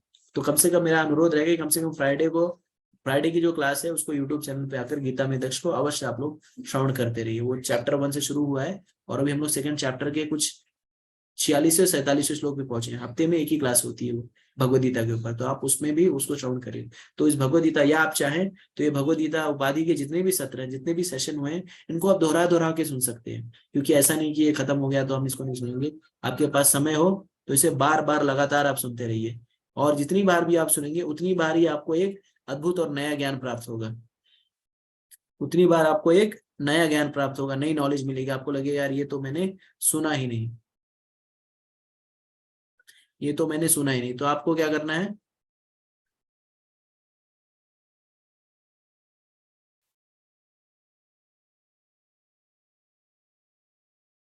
मैंने तो इसे सुना नहीं, तो बार बार आपको दोहराना है। क्योंकि ये समुद्र की तरह है, जैसे समुद्र को आप जितनी बार भी मंथन करेंगे उतने उतने ही उसमें से हीरे मोती, रत्न सिंहासन, रत्न इत्यादि निकलते हैं। उसी तरह से जितना भी आप इस भगवत गीता को जितना भी मंथन करेंगे उतने ही नए नए ज्ञान की मोती आपको प्राप्त होंगे। साथ ही साथ आपसे अनुरोध करूंगा कि आप नियमित रूप से जो है ये भगवान के नाम का जप करते रहिए। और ये अगर आनंद आनंद जो है अगर आपको कहीं प्राप्त हो सकता है तो इन्हीं भगवत गीता के पन्नों में है। तो आप जब भी आपको चिंतन हो, जब भी आपको कुछ समझ में ना आए, इस भगवत गीता को उठाना और कहीं से भी इसको पढ़ने की शुरुआत कर देना, आपके प्रश्न का उत्तर मिल जाएगा।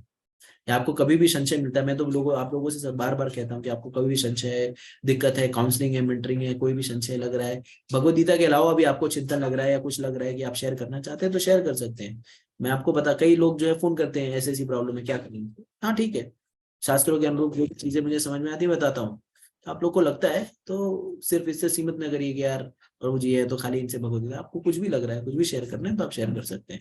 और साथ ही साथ ये भगवत गीता के ज्ञान जो है आह्लाद देने वाला, आनंद देने वाला है। तो आप लोग इस आनंद को निरंतर जो है उठाते रहिए। ओके, श्लोक संख्या 77 भगवान कह रहे हैं कि संजय कह रहे हैं, तत्श संस्कृत्या संस्कृत्या रूपम अति अद्भुतम हरे विस्मयामि महान राजन हृष्यामि च पुनः पुनः। हे राजन, भगवान कृष्ण के अद्भुत रूप का स्मरण करते मैं अधिकाधिक आश्चर्यचकित होता हूँ, पुनः पुनः हर्षित होता हूँ। तो भगवान जो है वो नवम नवम है, भागवतम में कहा गया नवम नवम। भगवान जो है नित्य नवीन है, नव यौवनम च वेदे से सर्वम। तो भगवान जो है नव यौवन है। अब भगवान की जो कांति है वो सदैव 16 वर्ष की बनी रहती है और कभी बूढ़े नहीं होते। और भगवान के भक्तों के जीवन में रोज जो है वो नया दिन होता है। क्यों? क्योंकि भगवान की जो लीला है वो नित्य लीला है। भगवान की लीला जो सदैव चलती रहती है। जैसे अभी हम कह रहे हैं जन्माष्टमी, इस समय जो है किसी अनंत कोटि ब्रह्मांड के किसी जगत में, लोक में भगवान जो है वो जन्म ले रहे होंगे, या किसी लोक में जो है वो रावण का वध कर रहे होंगे। तो भगवान की लीलाएं जो है अनवरत चलती रहती है और नवीन रहती है। और भगवान की अगर अद्भुत रूप का हम भी स्मरण करें तो भगवान का रूप गुण लीलाएं, कई लोग बोलते हैं भगवान जो है लूले हैं, लंगड़े हैं, अंधे हैं, काने हैं, पैर चल नहीं सकते। तो भगवान ऐसे नहीं है। अगर लूले अंधे काने हैं, उनको दिखता नहीं, वो बोल नहीं पाते, तो हम क्या डिस्कस करते, क्या चर्चा करते। लेकिन भगवान का रूप है, भगवान का कौन सा रूप है? भगवान ने अर्जुन को दिखाया, विराट रूप दिखाने के बाद चतुर्भुज रूप दिखाया, और फिर उन्हें कहा कि मैं जो सबसे दुर्लभ जो रूप है, दो भुज श्याम सुंदर ललित स्वरूप, जो त्रिभंग ललित स्वरूप था, उसे दिखाया और कहा कि ये सबसे दुर्लभ है, इसे देवतागण भी नहीं देख पाते। तो ऐसे हमें क्या करना है? हमें चिंतन करना है, हमें स्मरण करना है। तो किसी स्त्री का, किसी पुरुष का, किसी राजनेता का, किसी क्रिकेटर का, किसी अभिनेता का, किसी अभिनेत्री का, इनका हमें स्मरण नहीं करना है, इनके रूप के प्रति हमें आकृष्ट नहीं होना है। हमें कृष्ण के स्वरूप का जो हृदय में, उनके स्वरूप को बसा लेना है, उनके उनकी उनकी लीलाओं को जो है अपने हृदय में धारण कर लेना है, और उनकी वाणी को जो है, उनके निर्देशों को एक आत्मसात करके हमें आगे बढ़ना है। तो इस तरह से हमें निरंतर स्मरण करते रहना है भगवान के रूप गुण और लीलाओं को। क्यों? क्योंकि स्मरण करना सबसे महत्वपूर्ण है। भगवान कहते हैं अंत काले च मामेवं स्मरणा मुक्त कलेवरम या प्रयाति समद्भावम याति नास्ति संशय। तो अंत समय में अगर हम भगवान कृष्ण का स्मरण करेंगे तो हम भगवान के धाम को जाएंगे। इसके अलावा अगर हम भगवान को स्मरण नहीं करते तो व्यम्यो वापे स्मरम भावम तज्जता अंत कलेवरम तम तम एवाति कौन्तेय सदा तद भाव भाविता। तो जिस भाव से हम अंत शरीर में जिस चीज का भी स्मरण करेंगे, हमें वो शरीर प्राप्त होगा। तो हमें अगर भगवान के धाम को जाना है, इस जन्म मृत्यु जरा व्याधि के चक्र से बाहर निकलना है, इस दुखों के सागर को काटना है, इस बंधन को हमें समाप्त करना है, तो हमें कृष्ण के रूप का स्मरण करना है। तो कृष्ण के रूप का स्मरण कब कर पाएंगे? कृष्ण की लीलाओं का स्मरण कब कर पाएंगे? जब हम निरंतरता से भक्ति करेंगे।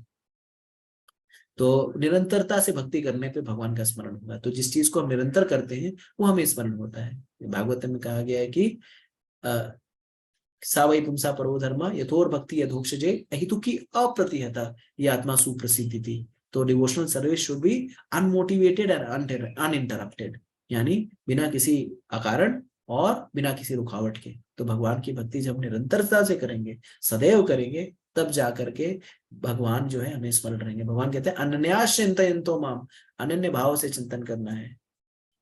सततम कीर्तयन्तो माम यतन्तश्च दृढ़वता। सततम मतलब ऑलवेज, ऐसा नहीं कि जो सुबह शाम रात में भगवान को स्मरण करता है गोली की तरह, सुबह खाया, सुबह याद कर लिया, रात को याद करा, दोपहर, सतत, ऑलवेज। तो हमें निरंतर जो है भगवान के रूप गुण लीलाओं का स्मरण करना है। और कैसे कर सकते हैं? हमें हृदय स्मरण नहीं हो सकता, तो हम निरंतर जो है भगवान के नाम का कीर्तन कर सकते हैं। हरे कृष्णा कृष्णा कृष्णा हरे हरे, हरे राम राम राम हरे हरे। तो इस तरह से हमें भगवान का स्मरण करते रहना, कृष्ण का स्मरण करते रहना। और जितना हम कृष्ण की रूप गुण लीलाओं का स्मरण करेंगे, उनकी भक्ति में रत हो जाएंगे, उतने ही जीवन में हमारे आश्चर्य पे आश्चर्य होते रहेंगे, आश्चर्य पे आश्चर्य होते रहेंगे। आप विश्वास नहीं करेंगे, इतने आश्चर्य होंगे, आप समझ नहीं पाएंगे ये सारी चीजें कैसे घटित हो रही है, ये सारी चीजें कहाँ से हो रही है, कौन इसको कर रहा है। तो जैसे कहते नहीं, करते हो तुम कन्हैया मेरा नाम हो रहा है। तो सारी चीजें जो भगवान अपने शुद्ध भक्तों के लिए निरंतर जो है करते रहते हैं। और जब हम भगवान की लीलाओं और गुण को निरंतर सुनेंगे तो निरंतर बार बार हम हर्षित होते रहेंगे। आप देखिए कि भगवान की, राम की लीला, कृष्ण की लीला, नरसिंह की लीला हमने कितने बार सुन रखी है, लेकिन जितने बार हम सुनते हैं उतना ही हमें आनंद की अनुभूति होती है। तो इस आनंद को हमें निरंतरता से हमें लेने का प्रयास करना चाहिए। इसके बाद इस भगवद गीता का आखिरी श्लोक, अगर पिछला श्लोक समझ में आ गया 77 तो चैट बॉक्स में लिख करके बता सकते हैं। अब जो है भगवद गीता के आखिरी श्लोक में संजय कह रहे हैं, यत्र योगेश्वर कृष्णो यत्र पार्थो धनुर्धरा तत्र श्रिया विजया भूतिर ध्रुवा नितिर्मतिर्मम। तो यहाँ पर कह रहे हैं जहां योगेश्वर कृष्ण है, जहां परम धनुर्धर अर्जुन, वहीं ऐश्वर्य, विजय, अलौकिक शक्ति तथा नीति भी निश्चित रूप से होती है, ऐसा मेरा मत है। तो देखिए ये सारी चीजें हम लोग प्राप्त करने के लिए प्रयासरत होते हैं। ऐश्वर्य चाहिए हमें, विजय चाहिए, शक्ति चाहिए, नीति चाहिए। ये सारी चीजें अलग से प्रयास करने का, अलग से प्राप्त करने का प्रयास करेंगे तो कभी नहीं प्राप्त हो पाएगा। लेकिन ये तब प्राप्त होगा जब आप कृष्ण, वहां पर जहां पर कृष्ण होंगे और धनुर्धारी अर्जुन, तो जहां पर कृष्ण होंगे तो वहां पे, जहां पे पति होगी वहां पे पत्नी होगी। हम सारे लोग किसके लिए दौड़ रहे हैं? हम सारे लोग को धन चाहिए, पैसा, पैसा पैसा करती है, क्योंकि पैसे पे तू मरती है। तो हमें पैसा चाहिए रहता है, हर जगह पैसा, धन चाहिए, धन चाहिए, और धन के लिए हम प्रयासरत होते हैं। लक्ष्मी चाहिए हमें, लेकिन लक्ष्मी जो है वो चंचल है, और अगर हम अलग से लक्ष्मी को प्राप्त करने का प्रयास करेंगे तो हमारा नाश हो जाएगा। जैसे हम देखते नहीं है, रावण, रावण ने क्या किया, रावण को लक्ष्मी चाहिए थी, सीता चाहिए थी, लेकिन राम नहीं चाहिए था, और अलग से उसने सीता को किडनैप कर लिया, तो उसका क्या हो गया, नाश हो गया। तो जब हम अलग से सीता को प्राप्त करने, लक्ष्मी को प्राप्त करने का प्रयास करेंगे, तो लक्ष्मी कभी रुकती नहीं, लक्ष्मी चंचला है। लेकिन अगर वही हम लक्ष्मी के पीछे ना दौड़ करके कृष्ण के पीछे दौड़े, तो कृष्ण के पीछे दौड़ेंगे तो लक्ष्मी जो है अपने आप ही वहां पे उपस्थित हो जाएगी। क्यों? क्योंकि लक्ष्मी जो है भगवान के वक्षस्थल पे रहती है। तो जहां पे भगवान जाएंगे वक्षस्थल पे लक्ष्मी अवश्य विराजमान होगी, और जहां पे लक्ष्मी विराजमान होंगी वहां पे तो अवश्य होगा ही ऐश्वर्य, तो होगा ही वहां पे, धन तो होगा ही, वैभव तो होगा ही, सब कुछ होगा। तो हमें भक्ति करने से हमें सब कुछ अपने आप प्राप्त हो जाता है, अलग से हमें प्रयास करने का जरूरत नहीं है। तो अगर कोई भी व्यक्ति जो है दृढ़ता से भक्ति में लगा हुआ है और भगवान के नाम का जप कर रहा है, हरे कृष्णा कृष्णा कृष्णा हरे हरे, हरे राम राम राम हरे हरे, तो भगवान के नाम का जप कर रहा है, तो उसके जीवन में सब कुछ जो है अपने आप उपस्थित हो जाएगा। कृष्ण जो है पूर्ण पुरुषोत्तम भगवान है, और कृष्ण की सेवा में जो है हजारों सैकड़ों लक्ष्मी जो है वो कार्यरत है। लक्ष्मी सहस्त्र संवृम सेव्यमानम गोविंदमादि पुरुषम तमहम भजामी। तो सहस्त्रों लक्ष्मी जो भगवान की सेवा में कार्यरत है। तो ऐसे कृष्ण को जब हम अपने जीवन में लेके आएंगे, तो सारी चीजें जो है अपने आप आ जाएंगी। अलौकिक शक्ति, नीति, सब कुछ अपने आप ही आ जाएंगी। जहां पे भक्ति होती है वहां पे सारे सद्गुण अपने आप आ जाते हैं। तो प्राय भौतिक जगत में लोगों को सद्गुण लाने के लिए अलग से प्रयास करना पड़ता है, झूठ मत बोलो, ये मत करो, ईर्ष्या मत करो, ऐसा मत करो, वैसा मत करो। लेकिन जब भक्ति करने लग जाता है व्यक्ति, तो ये हरि नाम का जप जो है, हरे कृष्ण कृष्ण कृष्ण हरे हरे, हरे राम राम राम हरे हरे, ये भगवान के नाम का जप जो है, ये क्या करता है, हमारे चित्त में जो धूल बैठी, जो धूल है, जो गंदगी है, काम क्रोध लोभ मोह मद मात्सर्य, ये सारी गंदगी को ये नष्ट भ्रष्ट कर देता है, इसको साफ कर देता है। हमारा चित्त जो है अपने आप शुद्ध हो जाता है। तो हमें अलग से भक्ति करने से, भागवतम में कहा गया है कि भक्ति करने से जीवन में सारे सद्गुण अपने आप आ जाते हैं, अलग से सद्गुण लाने की आवश्यकता नहीं होती है।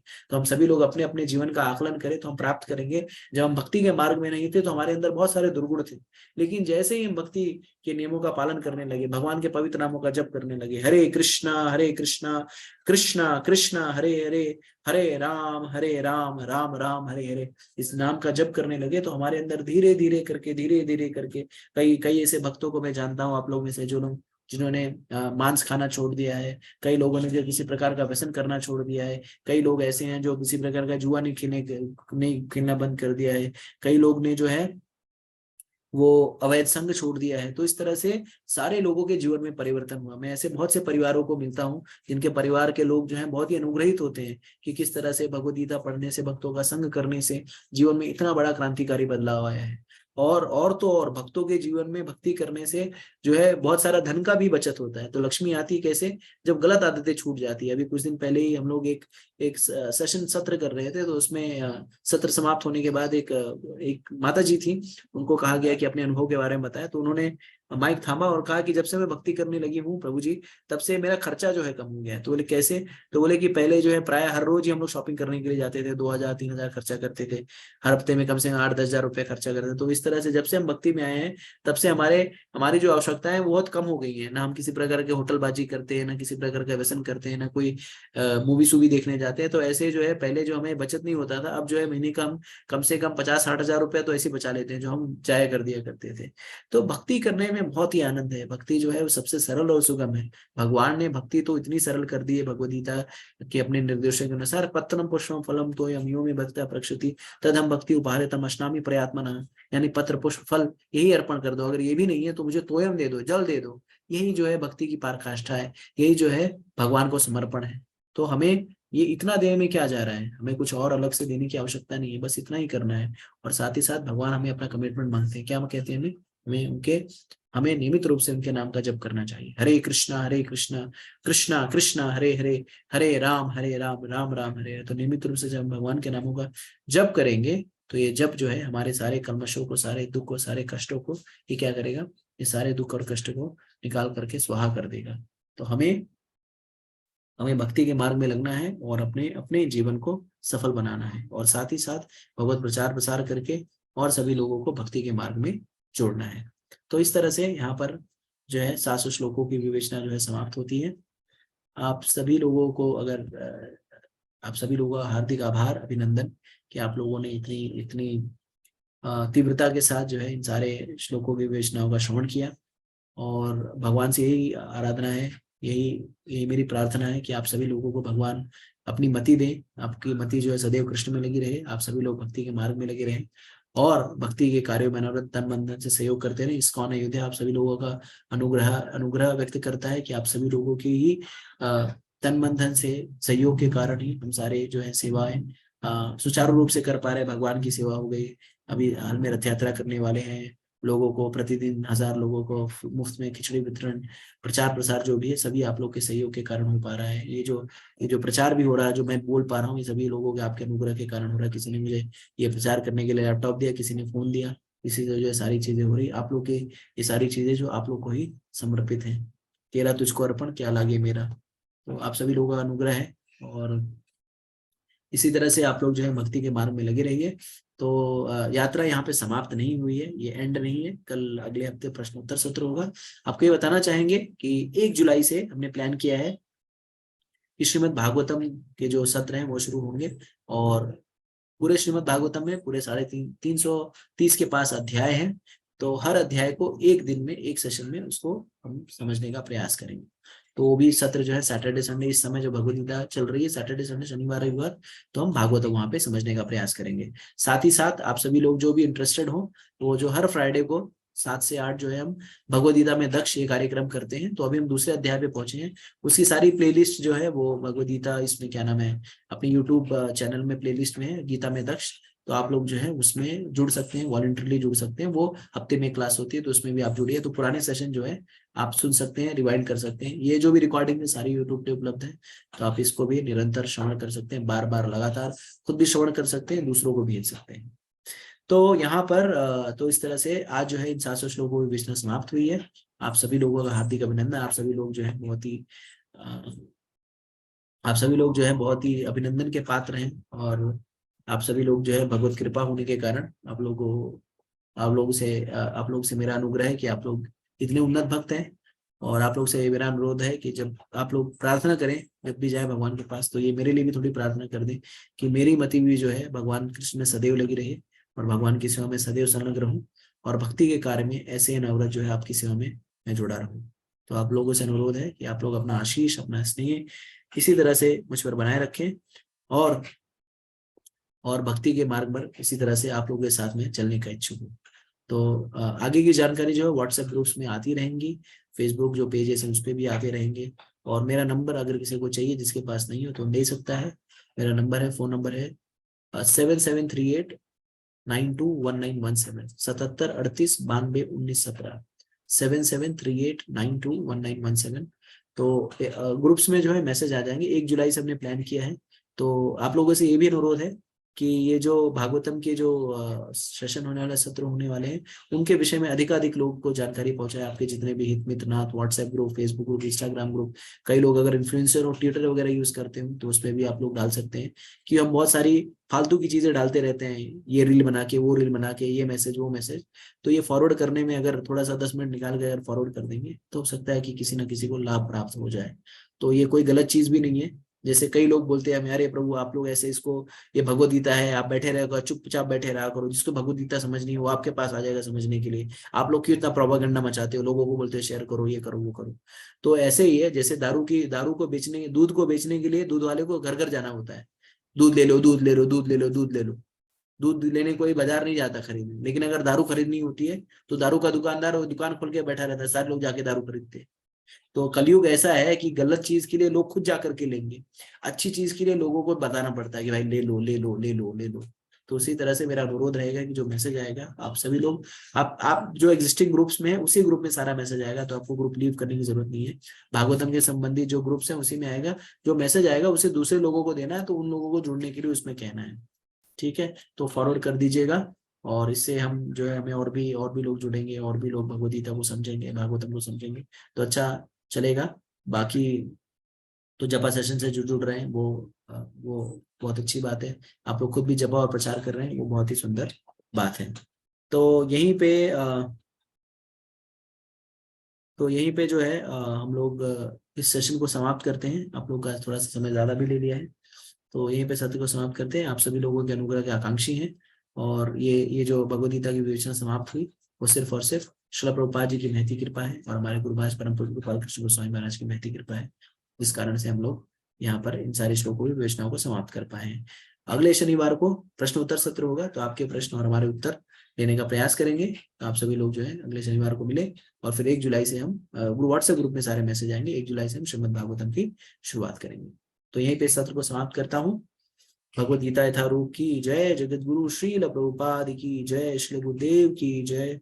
ओम तत्सत। हरे कृष्णा कृष्णा कृष्णा हरे हरे, हरे राम राम राम हरे हरे। जय गुरुदेव, जय श्री प्रभुपाद। हरे कृष्णा। सभी को मेरा दंडवत।